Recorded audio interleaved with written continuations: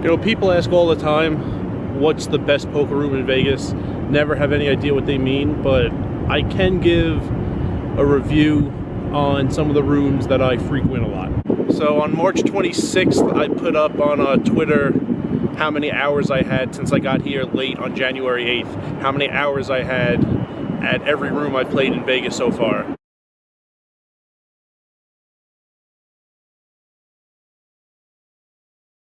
Orleans was a matter of minutes. I was at the greatest gas station Vegas has ever seen, Jose Canseco's gas station, and I was driving by Orleans and stopped in, but there were waits and shorthanded tables and I didn't stay for long. So my favorite right now would probably be Mandalay Bay. There's never many tables going, and sometimes it's actually a little slow, but when it's good, it's probably the best game in the city. A lot of people who like try very hard to win at poker don't wind up there. It's basically inside the sports book. It's great when there's a big sporting event happening. The day before the AFC and NFC championship games, I played all night. So there's a tram that runs from Mandalay to Excalibur and back. It stops at Luxor occasionally. That stops sometimes 11, sometimes 12. So I usually leave before then so I don't have to walk all the way back to like MGM or Excalibur. That night I stayed until we closed, and I was parked at Aria, so I had to walk back from Mandalay to Aria, which took about 35 minutes, which I was very much willing to do to stay in that game for as long as possible. MGM would probably be my second. I think it's the best located poker room now that Planet Hollywood doesn't have a poker room anymore. Planet Hollywood's poker room was right in the center of the room. It was great. A lot of people walked by who had no idea they would be playing poker like 5 minutes before they sat down. I think MGM is a great location though. It's fairly close to Hakkasan. It's fairly close to the sportsbook, and you get a lot of foot traffic. It's not far from the exit entrance onto the strip. It's pretty far from Bally, which is like around the corner, but it's very close to the exit to get onto the sidewalk of the strip. So that's probably my second favorite. Third favorite is probably Bally's. Kind of feels like you're playing in your living room. There was actually a day I bought peanut butter M&Ms. I was in an Airbnb. I stopped at a supermarket and bought them on the way to the strip. I was eating them in the car. I brought them. I did not bring them into MGM because I thought it would like cause a stir. It would be too out of place eating M&Ms with a spoon, obviously, while in MGM. So I left them in my car. After MGM, I went to Bally's. I had no problem bringing them into Bally's and the carton of milk I had also. I came into Bally's with M&Ms, a carton of milk, and a spoon to eat it all at the table, and it felt normal. Two people told me how much they liked the fact that I was eating M&Ms with a spoon. No one said it was anything ridiculous. No one was in shock. No one told me I couldn't eat in the poker room. It's like you're playing in like the basement of your friend's house. I really like playing at Bally's. Fourth would probably be Aria. There was actually a stretch when I lived here. I lived here for 2 years, from 2015 to 2017. There was like a 10-month stretch I only played Aria and Bellagio. I still like Aria. It's not as like fun and casual and low-key as MGM, Mandalay, and Bally's, but there are good games, and you know, all-nighters happen. I mean, there's a table going. 1-3 rarely goes dark. I mean all-nighters, like good all-nighters that you want to play in. I like the atmosphere. You know, it's not number one, but it's up there.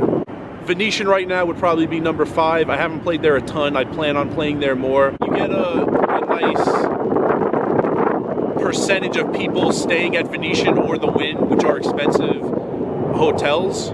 So you have people who don't have a problem losing money playing in those games a lot. I'm probably going to play there a lot more than I have been. I didn't play there. I think I only played there once or twice last year. Probably for like 2 hours total, but I'm going to be playing there a lot more from now on. South Point is off the strip, but South Point is probably 6. You know, South Point gets a little bit of a bad rap because it's off the strip and it's near a lot of, you know, like residences. You get a lot of locals, but there are so many tables going there. It's tough to not find a good game if you're willing to look around and table change. Every time I've been there, I think there's been like at least 15 1-2s, at least 2 2-3s, occasionally a 3-5. And if you ever feel like playing Omaha 8, sometimes I go there just to mix it up and play Omaha 8. But there are so many no limit games going. it's pretty difficult for every single one to be either boring or quiet or not have big pots. So you go there and you'll find a good game. In addition to that, the buffet I really like. It's inexpensive and basic. That's what I look for in a buffet. You're not going to get fine dining in a buffet. People love saying the Caesar's Palace buffet is the best one. I've never been there, but I know it's not the best one. It can't possibly be good if it's that fancy. You can't be churning out like 5-star fine dining entrees in bulk.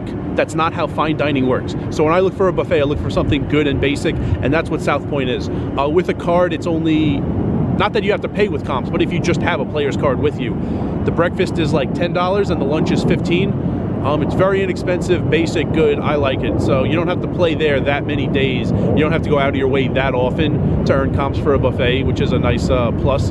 They also have an arcade upstairs if you get bored and want to take a break and play some arcade games. So I like South Point. Seventh is probably Bellagio, which has fallen quite a bit, because back when I lived here, it was probably my #1 favorite. I remember the day I moved in, I checked Bravo.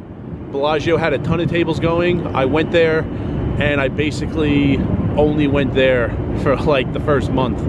It also happened to be March Madness when I moved in. It was March 13th, I think, 2015, and it's basically connected to the sports book, so there was a lot of energy from March Madness going on. So that was why I played that entire first weekend and then just, stayed for the following bunch of weeks. I don't like it as much. It is really, there's a lot of turnover. People don't stay for all that long. I don't know why that happens in Bellagio. I mean, it happens in Vegas in general, but it seems to happen in Bellagio a lot. There's also a lot of people who take it very, very seriously. I don't mind if you take poker seriously. I do mind if you only open your mouth to talk about poker software and nothing else. That seems to happen a lot of the times I'm in Bellagio. I am a little biased because I haven't given it that much of a chance this year. I've only played the 14 hours, but it's because of things like that. So I am a little biased, but it's towards the bottom of my list. And last, it's not that it's the only poker room in Vegas, but I really don't like Caesars. I am including it on the list though, which there are some I go to so rarely. I'm not even putting them on this list of top 8. I am putting it on the list because I don't know that I've ever seen it go dark since I got here last June. So when Bally's was not 24 hours, we were closing at 3 when I got here in January. If things were going well and I was still awake and felt like playing, I mean, Caesar's Palace is really close. So you would just go to Caesar's. So there was a stretch last year where Bally's wasn't 24 hours either. So people learn about this while they're playing late at night. They get kind of mad, but they end up asking, so what is 24 hours? So we told this guy Caesar's. So he goes, oh, so when Bally's closes, you want to crash Caesar's with me? He kept saying crash. So I said, crash means like you're crashing a wedding, like you're uninvited, but you're going to show up anyway. Like, you're allowed to walk into Caesar's. Like, no one's going to stop you. All of us can leave here and walk across the street and walk into Caesar's. Like, we don't have to crash it. We can just go there and start playing again. But he just kept saying crash all night. That guy had another good saying. He got all in. I don't remember if he got called, but he was facing a bet.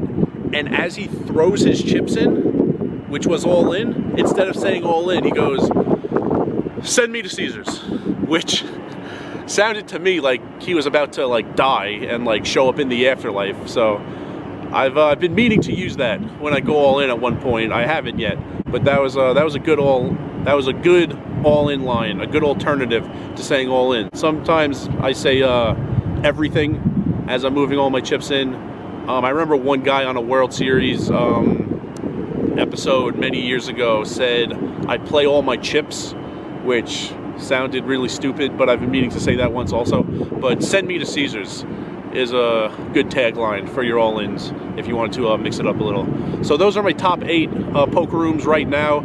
I have been to Red Rock once last year, Resorts World twice, Golden Nugget twice. I haven't been to the Wynn in years. Still don't know. I ask people, still don't get an answer. I don't know if it's in the Wynn building or the Encore building. What else? What else is there? Boulder Station is really good if you want to play Limit Omaha High. I've never been there, but I know it exists. So there's a bunch of rooms I either don't go to or have only been to once. Don't feel like I've been there enough to give it a review. But I've shown you the top 8 rooms that I like, and if you can't tell, it's biased towards fun, casual, a lot of conversations that aren't poker related. That's what I like in a poker game.